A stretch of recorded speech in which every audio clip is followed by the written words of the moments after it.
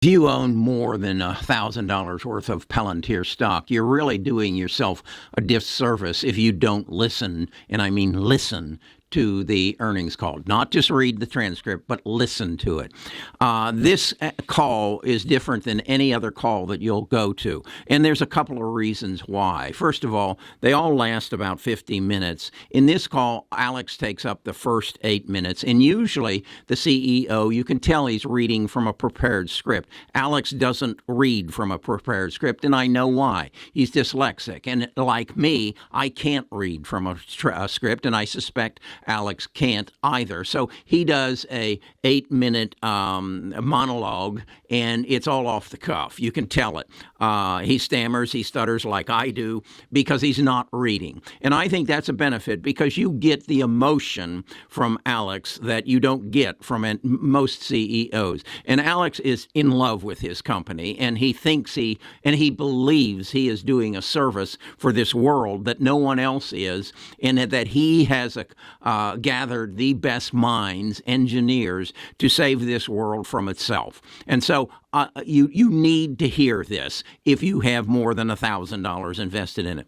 I took some notes as I went through, and again, I want to share with you, I believe this is something you have to do if you're an investor, or you have to have somebody like me who will do it for you and then give you a summary of what's going on. Alex has a number of objectives. Number one, he does want to make money for his shareholders. Number two, he wants to get his company on the S&P 500, and he wants to make a profitable company out of it. So what I want to do in this video is two things: give you my summary of what's happened and what I think is going to happen in the future. And then secondly, I want to do you a tremendous service and show you how you too can access these earning calls. And I would encourage you, if you own a stock and you have more than $1,000 in that stock, you must listen, not read, but listen to the earnings call. You'll learn so much about the management. You'll learn about their passions, and you'll also learn what they're trying to hide. And there was some hiding going on in this call. So get yourself a piece of paper and take some notes. And then after you listen to the call, go to their financial statement and see how those numbers match up and what you can determine is going to happen in the future. This is not financial advice. Best of Us Investors presents Kerry Griegmeyer.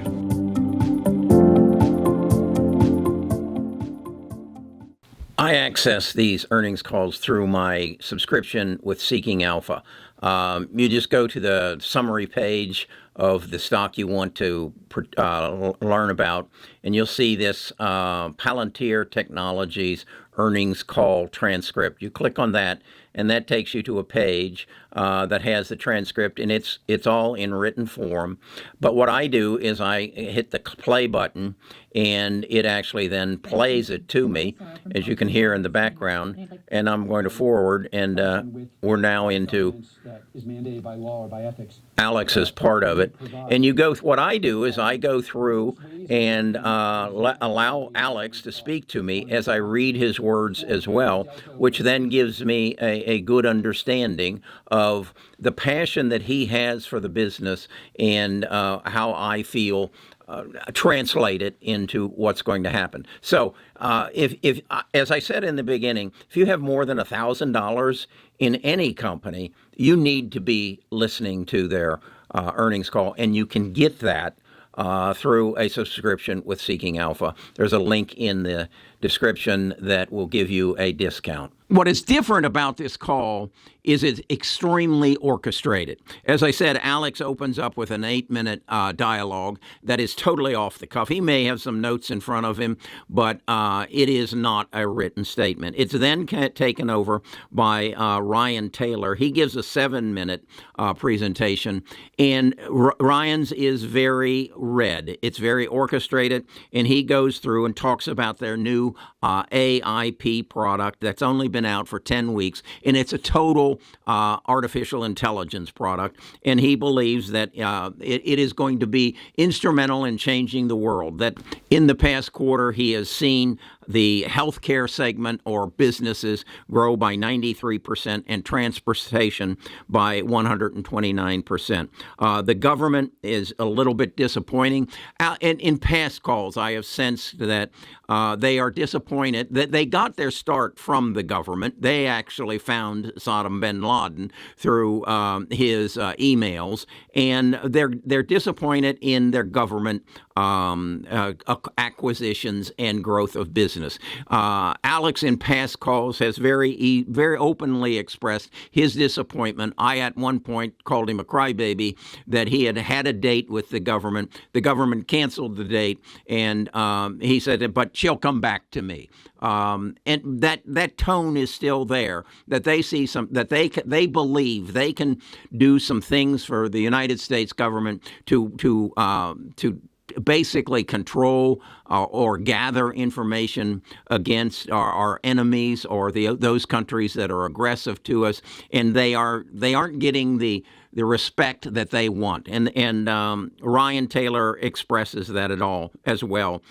A very rehearsed 7 minutes of sales pitch. Usually then what happens is we go into the financials and it's the CFO. But on this call, we had another 6 minutes from Siren Shakar, and he gives us another 6-minute commercial on what the various products that Palantir has and how they're being presented. And it's almost as if this is not a call for investors or analysts. It's a call that for his customers or potential customers to learn more about what Palantir is doing and how it can benefit. And then we go to David Greer. He's the CFO, the Chief Financial Officer, and he gives that 8-minute dissertation on what their revenues were currently as opposed to last quarter and last year. And they're showing some growth, but it's not astronomical. They're showing in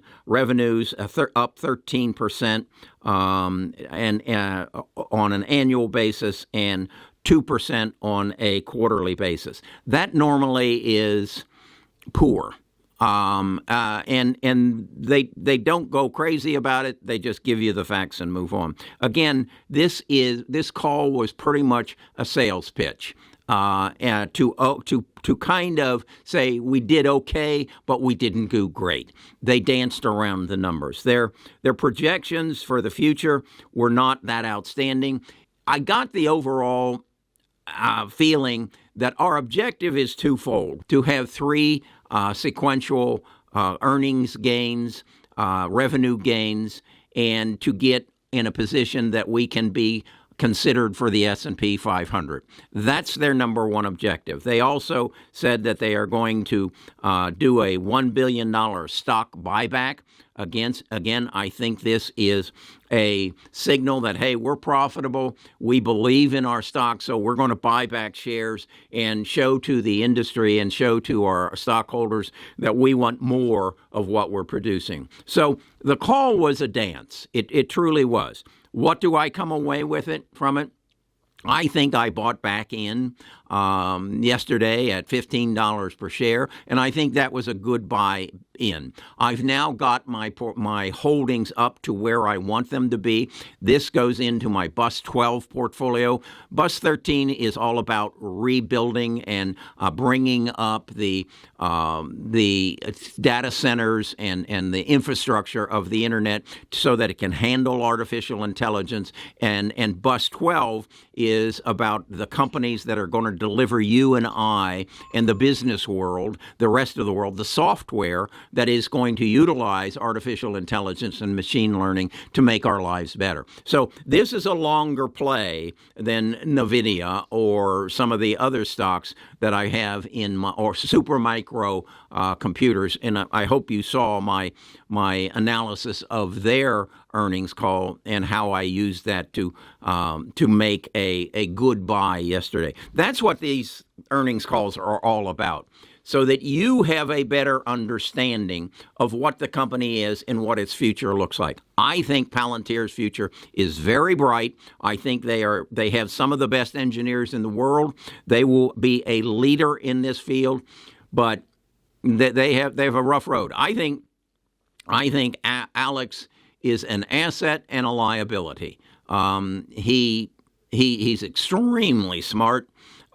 He presents a vibrant image, but I don't think the government warms up to Alex or his method of presentation. So that's my take on Palantir.